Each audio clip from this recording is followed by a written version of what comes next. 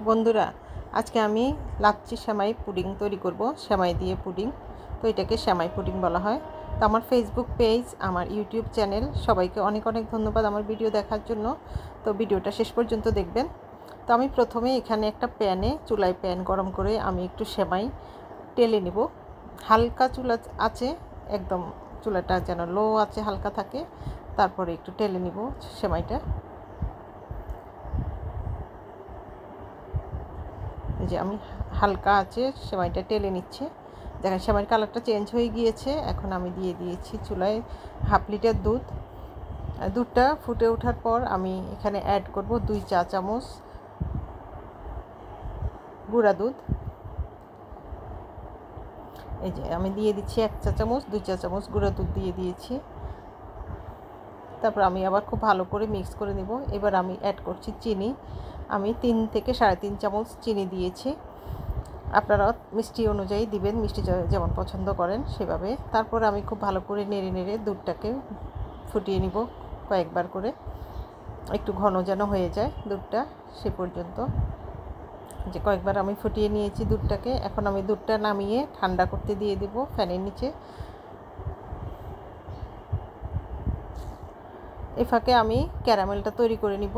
আমি একটু পানিতে 3 চা চামচ চিনি দিয়ে দিয়েছি।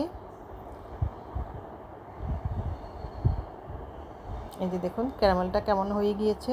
এখন আমি ক্যারামেলটা যেই বাটিতে আমি পুডিংটা বসাবো সেখানে আমি চারিদিকে লাগিয়ে দিব। এই যে খুব ভালো করে বসিয়ে নিতে হবে যেন চারিদিকে লেগে যায় সেভাবে, তাহলে ক্যারামেলের কালারটা সুন্দর আসবে, পুডিংয়ের কালারটা সুন্দর আসবে। তারপর আমি নিয়ে নিয়েছি একটা বাটি, এখানে আমি 3টা ডিম ভেঙে নিয়েছি। এখন একটা হ্যান্ড উইচের সাহায্যে আমি ডিমগুলোকে ফেটে নিব। খুব ভালো করে ডিমগুলোকে ফেটে নিতে হবে যেন কোনো না থাকে, লাম্প না থাকে, একটা হ্যান্ড উইচের মাধ্যমে। তারপর আমি দুধগুলো এখানে মিক্স করে দিয়ে আবার আমি ভালো করে নেড়ে চেড়ে নেব। তারপর আমি এখানে অ্যাড করব একটু ভ্যানিলা এসেন্স ফ্লেভারের জন্য, তাহলে কিন্তু ডিমের গন্ধটা থেকে যাবে।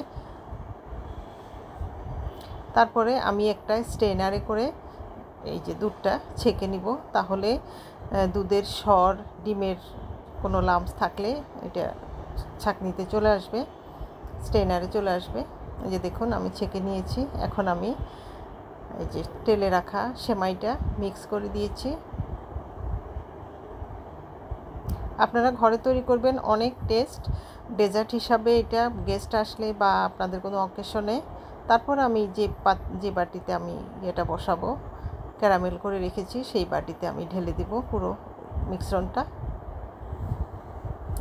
তারপরে কড়াইতে পানি দিয়ে আমি ঢাকনাটা ঢেকে দিয়ে তারপর আমি দিয়ে দিয়েছি কড়াইতে পানি দিয়ে একটা এই যে চাকতি বসিয়ে দিয়েছি স্টিলের।